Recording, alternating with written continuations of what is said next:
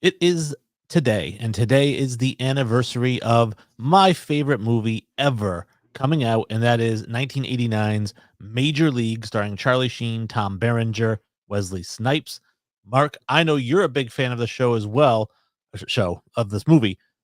Talk to me a little bit about the movie, your feelings about it, kind of how you were introduced to it. To be honest, I can't remember the first time I watched it or who introduced me to it, but it's been one of those movies that I watched over and over through the years. And anytime it's on TV, I don't care like what part it's at, I still will watch the rest of the movie.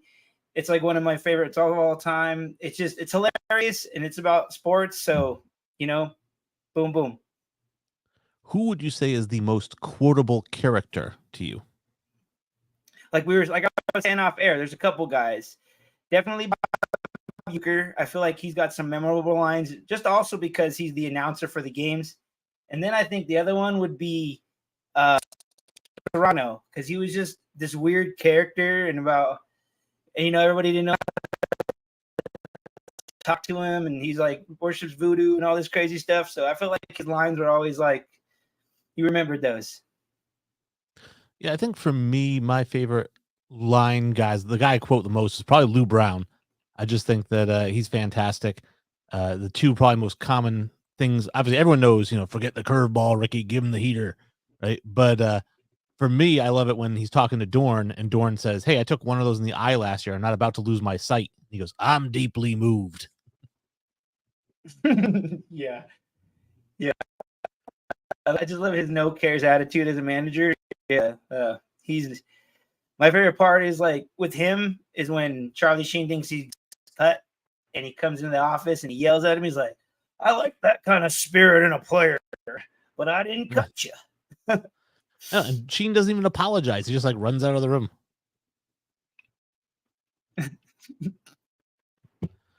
He's like, "I think someone's been having some fun with you."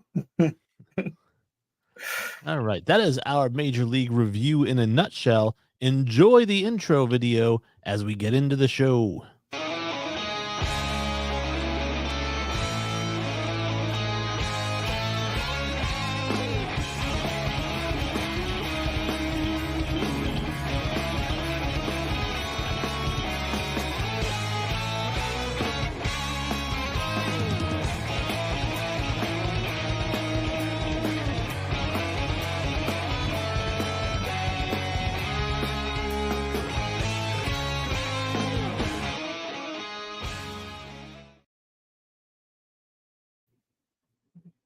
What's up, everybody? We are the NFL experts. I am Mark D, and I am always joined by my guy, Wayne G. What's up, man? What is pippity poppity? Not a whole lot here. Really, yeah, nothing going on. I'm really excited for the show. I know there's at least one topic that we're going to have some fun with. Maybe a couple that you don't know about, but we'll get into them. Yes, Wayne always likes to surprise me with surprise things, topics. Just generally anything we talk about is fair game. We agreed to that necessarily just off air. Before we get started tonight, I'm going to give it a spiel like always. Like anything you hear tonight and you want to send us a comment or a question and you want to give us a follow, check us out on all our social media. We are on Twitter, on Instagram, on YouTube, on TikTok. And if you have a topic for the show, write us an email at nflexpertspod@gmail.com. And if you missed the live stream, find us on Spotify. And you can find us on iTunes and Amazon Music now. So check it out. Absolutely. There's no excuse not to be following the show. I know, obviously, you've bared with us here the last couple of episodes. I do want to say, Mark, super skippy tonight. So hopefully we will get through this without any issues. Obviously, I do want to mention, first segment of the show. As we know, I got to get my logo up here. If you're listening, you don't know what I'm talking about. So watch the live stream. But if you are watching, then I get the new logo up here, Around the NFL. And obviously, this coming week, we have preseason. It is the final week of preseason. So the last chance for starters to get a chance to get out in the field and get a tune-up. I don't think guys like Mahomes and Allen and Burrow, I don't think they're that concerned with it, but I definitely think it's a big deal to guys like Jaden Daniels, Gardner Minshew, and excuse me, Bo Nix, who we'll talk about in a little bit. But those three guys named starters. And so now this is going to be their first chance all week getting starter reps and getting starter reps in the game. I love it, man. I'm finally glad to see that they named my guy Bo Nix as the starter today. Sean Payton took forever. He's the old school type of guy, so he waited everybody wait, but I'm glad that it's happening, and I'm excited. Yeah, it's exciting stuff. I mean, Jaden Daniels to me was a no-brainer. I don't think there's anyone ever doubting that he was going to be the starter. Gardner Minshew, it was a little bit of a battle, and I know we're going to have a Gardner Minshew topic a little bit later in the show.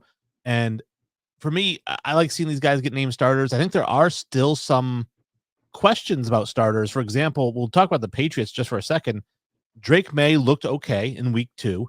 He's going to get more snaps here in week 3. We're going to see Brissett again. We might see Joe Milton again. But I do think that this is so close in New England that we could see Drake May as the week 1 starter. He hasn't been named that yet, but he could be. I think he should be. I think they should let him play, let him run around, because they have no offensive weapons. Like I said last week on the show, let him play, let him gain the experience and see what he has, see what he doesn't have.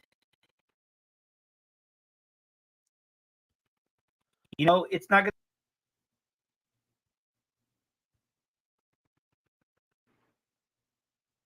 to. Still there? Actually, I can't see. You're frozen. Am I frozen? Sorry, man. Oh, no, there you go. All right, perfect. Yeah, so for me, I think one of the topics, I didn't have this written down, and I know we didn't talk about it in the group text, but you sparked it, and I don't know if you saw this. Tom Brady came out and said that he doesn't like all these rookie quarterbacks starting right away. He said, back when he played, it was like you had to earn that starting spot. You had to learn the offense first. And I thought, this is asinine. Obviously, Tom Brady is suffering from CTE. He doesn't have a memory anymore, because when he was starting, or when he was coming along, the guy who he replaced started as a rookie. Peyton Manning was drafted the year before him, started as a rookie. John Elway in the 80s started as a rookie. Marino started as a rookie.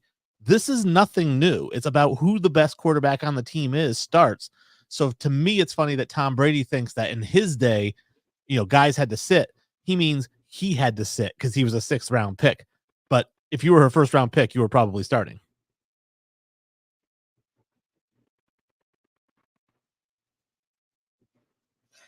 I kind of had a feeling. I didn't. The only thing I didn't like about this is that he sounds like the get off my lawn guy now. He's like, this old guy's retired, and now he just wants to bitch about the old days and how things used to be. And the one thing that really struck me was when he said it was a tragedy that these young quarterbacks have to start. That was a ridiculous statement. Yeah, it's bananas. But Tom Brady's been saying a lot of crazy stuff lately, so I guess it's all the kale milkshakes that are leading to the craziness. Don't drink kale milkshakes, people. It's going to ruin your brain. But I did mention Bo Nix. I wanted to speak about him. Obviously, week 2, he goes 8 of 9, 80 yards, touchdown, no interceptions. This is a guy, he's looked really good. It's no surprise that he's named the starter. And I did want to ask you again, because I know we talked about it just very fleetingly last week, but he's very similar to Drew Brees in the way that he plays. I know that you were saying that, hey, if he's Drew Brees, I'm cool with that. Yes. I'm glad that you brought that up. A lot of people always say, did Sean Payton make Drew Brees, or Drew Brees make Sean Payton? And I think Sean Payton kind of turned Drew Brees' career around, because Drew Brees' they turned the whole over when they won the Super Bowl, and totally changed his career trajectory. And I think it's great that we have a guy that he's got another prototype of guy that's just like Drew Brees. So why wouldn't this work? And everybody shit on the idea that we should have drafted him. You don't draft him that high, all this and that. But look, I think it's really proven out that it's working. Yeah, it does work. And the reason I brought up Drew Brees, I wanted to kind of throw out some stats and see, obviously, is this something that would, benefit you as somebody who watches the Broncos? If you say, hey, I can get 67.7%, basically 68% completion, 280 yards a game, 2.5 to 1 interception to or touchdown to interception ratio, and a 98.7 passer rating, I think you would say that's pretty friggin' solid.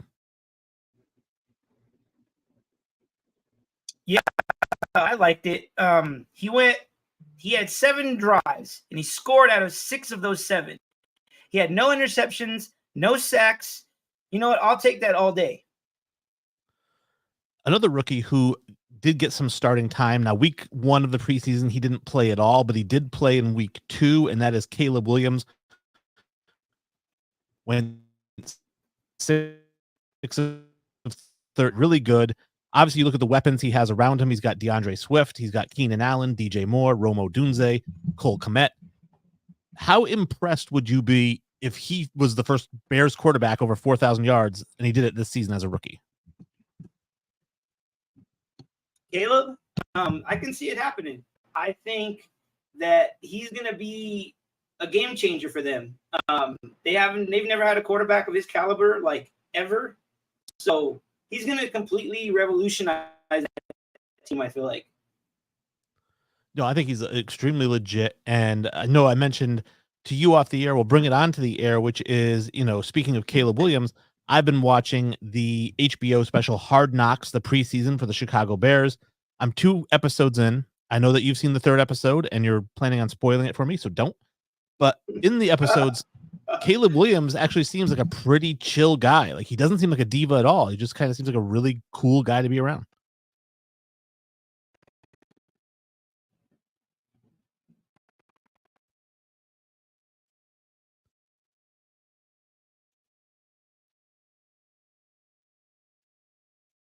Still there? Hello?